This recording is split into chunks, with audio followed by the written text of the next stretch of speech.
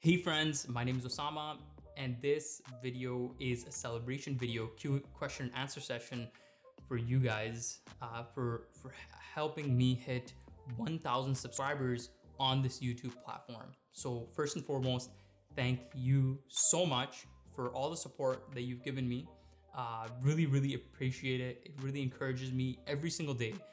So really want to thank you. If you're new to this channel, my channel is all about nuclear science and technology, and also removing misconceptions about nuclear science and technology, and also different things that interest me in this world, like lifestyle, productivity, other topics that I like to talk about. It gives you a little bit of a view into my life. It's been around a year and a half, more than a year and a half now.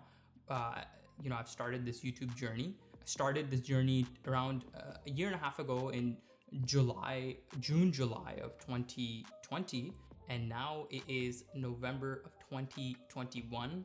Time really flies. It's been really fun journey so far. I've learned so much. I've learned video editing. I've improved my public speaking skills. I've also started developing my storytelling skills and writing skills. Also just enriching my knowledge on nuclear science and technology. And this platform gives me a reason to do all that, right? It's incredible how much this platform has really helped in my own self-development. So just want to thank all of you for enabling that, whether it be commenting on my videos, sharing them with your friends. It means a lot. It encourages me, and just want to send out my regards and appreciation. So in terms of this video, I'll jump right into some of the questions that came in for this video on my Instagram. So if you haven't followed me, follow me on Instagram. And I'll be starting off with Bashar. Bashar says, knowing what you know now, what advice would you give people looking to start off YouTube? The advice that I would give for folks starting off YouTube is literally don't care what your friends, family, coworkers think of your channel, okay? Be unapologetic about the content you produce. And that's something that I started off with. And once I started noting that, hey, listen, people at my workplace are watching my videos, or my family, my extended friends, they know what type of content that I'm producing. It did give me a little bit of, I was a little bit shy at first to hear that, right? But honestly, at the end of the day, you're putting yourself out there, you're creating a brand. It's really important to be, I think, professional, right? It's important to be professional and stay within those bounds, because this is a privilege. This is an opportunity that you get to do. I think it's important that you take advantage of this opportunity to showcase who you truly are. I think society just puts so many labels on you, like, your color of skin, where you're from, your name. There's so many biases that people have. And I think when you go out there, produce content, something that's valuable for people, it shatters those misconceptions. It not only shatters those misconceptions on the topic that you're speaking about. So for me, it's nuclear energy, because I feel like it's a safe, net positive, has a net positive impact on the world. But it also, as a person, as your own identity, you shatter misconceptions. If you fall into that bracket of someone that wants to make change and remove those misconceptions and perception of certain things that people have for you, or society may have against you, I really recommend content creation. So knowing what I know about YouTube, what I would say is that keep hustling, right? YouTube forces you to consistently develop, whether that be at an intellectual level, whether that be at a public speaking level, or be at simply a video editing level. It gives you that excuse to put in that time. So to start off, get ready to level up, but also get ready to dedicate yourself. For me, I have really dedicated myself to this platform. I put in my weekends, whatever spare time I can find. I go to sleep earlier, wake up earlier, to kind of navigate this YouTube realm. And I think, I'm really grateful for that. So that's the advice that I would give to people starting off YouTube. Dedicate yourself, be consistent, and get ready to learn and change yourself. Sorry for the long-winded advice, but that's That's what I would say. Top 3 must-read book recommendations, how it changes your life and perception. All right, so I think in terms of top 3 books, that's super hard for me to do, to be honest, right? Just narrow down to 3 books. But if you were to ask me top 3 books that I have in mind, I'll give you a variety of different books. Number 1 by far is the autobiography of Malcolm X. Okay, Malcolm X, if you're interested in the civil rights movement, if you're interested in learning about how someone transformed themselves from literally a gangster and a thug to an extraordinary leader, I would read the autobiography of Malcolm X. Malcolm, when he grew up as a thug, as a gangster, and over time he changed himself. And what's interesting is he changed himself in prison, right? He would read books. He taught himself how to read by memorizing almost every word in the dictionary, and also became an exceptional orator, engaging in discourse in those prisons. So when he came out, he was definitely an exceptional person. Like, his life purpose was basically to create that movement, to create that change, to empower his people. So inspired by not only his life journey, but also his embrace of Islam, Islam, the religion, his journeys going to Mecca and seeing that universal brotherhood, and how that shattered his misconceptions that he had about different types of people. So overall, I would say Malcolm X, his autobiography is incredible. Like, it's a must read. Number 2, I would say, is How to Feed a Brain. I think diet didn't play a really important part in my life, because I've always been like a really skinny person that didn't really have to worry about what I ate. But eventually you grow up and your metabolism really drops, right? Which is what happened to me. And the book that really helped me get through that and really embrace the ketogenic lifestyle, making sure that my gut bacteria is in maintenance, intermittent fasting, and all this other, realm of diet and fitness, was How to Feed a Brain. I think this book is incredible. It truly shows how your simple day-to-day diet can bring that extraordinary change in your life, in your lifestyle, but also your lifespan and your quality of life. So really recommend checking that book out. All right, so number 3, I would say, is Atomic Habits. This is a book that I've read recently. I've read many other habit development books in the past, but this was by far one of the most extraordinary, because it wasn't simply a day-to-day guide as to, okay, do these simple steps and you'll achieve this, or this is why habits are important, and this is how many days that it takes to establish a habit. But rather, it took the perspective of your habits are your identity, and the way you shift your identity is to shift your habits. So it really gave that high-level perspective as to what the value of habits are, and then it narrows in on the nitty-gritty details. So, in terms of the books that I would recommend, number 1, Malcolm X, his autobiography by Alex Haley. Number 2, How to Feed a Brain. And number 3, Atomic Habits, because habits is basically how you change your life. So those are the 3 must-read book recommendations that I would give you. Thanks for that question, Gifty. Another question that's very similar is, what are you reading these days? What am I reading? I'm reading a lot more fiction on Audible. To be honest, one of the things I really neglected in life was reading more fiction books. When I was younger, I used to read a lot of fiction books, Series of Unfortunate Events, Magic Treehouse, Artemis Fowl. I loved fiction books. I would sit on hours, hours on hours, just reading fiction books. And slowly, when I entered university, it was, all I read was nonfiction books, right? Because I was kind of started thinking that fiction books were a waste of time. But what I understand now is that, no, that's not true. Fiction books are not a waste of time. They actually spark your creativity. And I think everyone needs some sort of downtime, right? So you can really have downtime by going out into nature, or reading a fiction book, reading something that's of high quality, crafted by someone that spent years kind of developing this external world using their imagination and creativity. Or you can binge on cheesy YouTube videos that aren't going to bring any value into your life. So the choice is yours as to what your outlet is. For me, my outlet was, I didn't really have necessarily a big outlet that I could experience. And for me, I think a really healthy outlet that I've discovered is fiction books. When the more fiction books that I read, it becomes easier for me to read nonfiction, right? Because I start visualizing better. I start seeing those details better. I start, that information sticks better into my brain. Another core benefit is sparking creativity and storytelling. The only way you can really develop that is through fiction, right? So for me, a lot of my work that I produce on YouTube is nonfiction. It's very dry, it's very science related. And the way in which I can bring more creative concepts into these videos is by incorporating just subconsciously things that I learned from fiction books. So overall, when I'm reading nowadays, let me get to the question.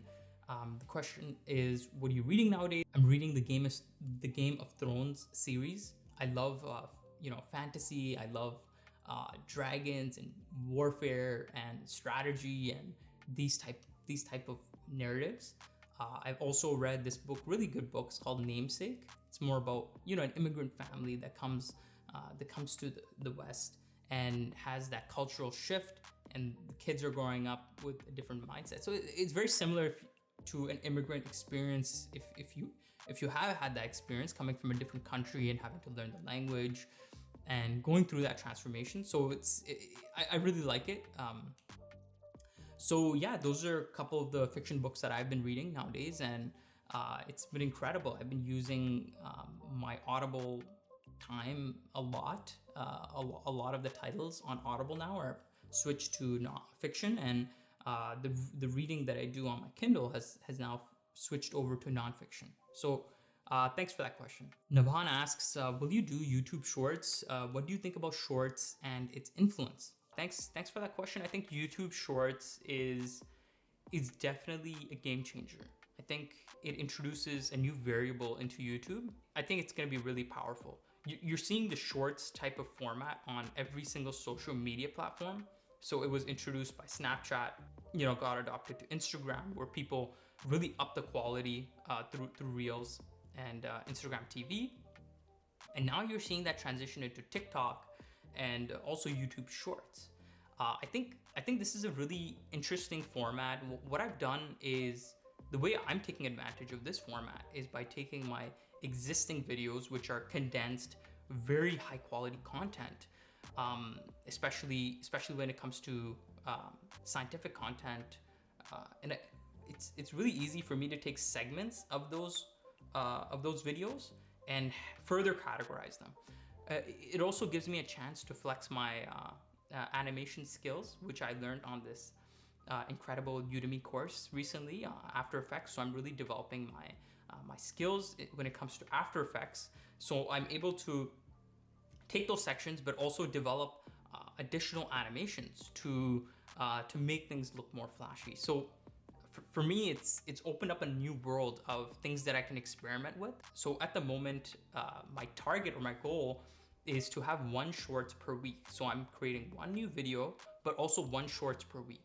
So it forces me to go back to my original content and really revamp it. So Naban, I think shorts will have a really massive influence on how people consume content, but also for creators and how they create content. So overall, I think it's a game changer, because when you make a YouTube video, people aren't watching necessarily the whole video. They're gonna have like maybe a 30%, 10%, 20% retention rate. What Shorts allows you to do is make sure that you have a much higher retention rate. You can have that subtle impact, that subtle influence. So overall, game changer. Thanks for that question. All right, so another question that came in is best wishes from India. Thank you so much. Best wishes to you as well, Mohsen, for asking that question. What is one thing that keeps you going despite all hurdles or setbacks? What really helps me going, one thing is having the spiritual belief. I think that's something that in the Western world, people just avoid talking about. It's not really a focus of my channel here, but that's something that I really have a strong affinity to Islam. So I think for me, that's something that is a core value of mine that really helps me keep me grounded, and also uh, and also keeping my intentions pure about different things that I do, right? Whether it be YouTube or it be my career. So why am I doing this? Am I doing this as a rat race to climb the ladder, or am I doing this to help people and to help humanity? So for me, I think that's what really helps me keep me grounded, spirituality, because it helps me create that intention, that positive intention for everything that I do. Also, other things that help me, despite hurdles and setbacks, is really that motivation to not have that fixed mindset, right? I think having a fixed mindset is debilitating. It's like having crutches, right? It really sets you back. Having a mindset, open mindset, to a mindset that you have, that you're open to change, you're open to really embrace new horizons. I think that's something that could really give you that motivation to get out of your bed when you don't feel like it, get that workout when you don't, get in the gym and start doing that workout even though you don't feel like it, or eat a healthy salad even though you're craving a pizza, which was a situation that I had yesterday. So overall, I would say those are the few things that really help me keep going when it comes to setbacks and hurdles. So thanks for that question. Great question. Have you invested in crypto or stocks? Another question is, if so, which specific ones do you recommend? All right, so I have done a little bit of investments in cryptocurrency. Not the biggest or best investor here personally into stocks, but crypto is something that I've invested in alongside my younger siblings. So for me, I've invested in Ethereum. I've also invested in Cardano and Bitcoin. So those are the three big coins that I've invested in personally. But thanks for that question. Another question is, what advice would you give to people starting their internship soon? Internships are so exciting. You're getting to join a company for a temporary period. You're in your experimental phase, right? You're trying out new things. You want to ask a lot of questions. Okay, don't try to look smart. Don't try to be afraid to ask questions, and you're really there to develop and grow as a person. I would say take a lot of initiative. When you take initiative and take on those responsibilities, that's when people, especially companies, see you as a value proposition, right? You're developing your value proposition, and ultimately companies love that. They love enthusiastic students that come in and really take initiative. So number one thing that I would say is, if you don't have enough to do, or even if you have enough to do, constantly take initiative and try to get out of your comfort zone. Number two, network, right? Develop your network. Get out there, meet your coworkers, develop a bond with your coworkers, right? And really refine your interpersonal skills. This is a great place to do that, the workplace. Number three, I would say save money, right? So when you're on a paid internship, especially in the nuclear industry, which is, you're very well paid, I would say save your money and pay off your tuition, your student loans, right? That's a really important part about actually taking on that internship opportunity. You're getting that downtime from school. You're getting that chance to go to a different environment and really relax your mind a little bit from all the exam stress. There will be different types of stress, interpersonal stress. There might be office politics. There might be things you have to encounter, and I had the chance to see a lot of different things at the workplace. And for me, ultimately, the challenges and hurdles that I went through made me a very strong person, especially during my internship years. So overall, those would be kind of the key advice that I would give to students taking on their first internship. By the way, I did 2 years of internship, so yeah, it was a fun time. Okay, so Nick Sanka asks, can you address some of the ethical concerns and myths people have against nuclear? Okay, yes, I can address that, but it would take a few different videos. I think the main myths and concerns people have about nuclear energy is, number one, is the fact that they think nuclear reactors can explode like Chernobyl, or events like Fukushima can happen, right? These events are very rare, and they happen because of reasons. You wouldn't stop bridges from being built because of one bridge that collapsed. Actually, what's interesting is that the the history of engineering in Canada, the origins are from a bridge in Quebec, and that bridge was designed and built twice, and each time it collapsed, and that really enforced the Canadian government to take matters into its own hand and start developing a engineering curriculum. So I think when disasters like bridges falling or nuclear reactors having issues happen, it really causes humans to take initiative and make sure that that disaster never happens again. So I would say nuclear technologies are incredible, and they're a really valuable asset, especially right now when we're trying to combat climate change and get to net zero. So I would say the common misconceptions people have is that nuclear energy is dangerous, which it's not. It's very safe, much safer than many of the other energy options that we have out there. And number two, I would say is the second common misconception that people have is about nuclear waste. And nuclear waste isn't as big of a problem as people think it is. There's a lot of solutions out there. There are solutions, and they're being implemented at the moment. So that's another part that I haven't really got the chance to explore and just kind of make videos on. But I will. That's something that's on my bucket list. That's something that I really look forward to doing. So yeah, I would say those are some of the myths and misconceptions. Thanks, Sanka, for that question. Thanks again for joining me in this Q&A and actually submitting your questions on Instagram. Really appreciate it. Appreciate your time and your attention in following me on this journey, this YouTube journey. So again, really grateful for this opportunity to be here on this platform with you guys. It means a lot. So I look forward to keep constantly pumping out content and really refining my content over time, whether that be simply the video editing part or the stories behind nuclear energy. So really appreciate it again. Thanks again. Take care. Till next time.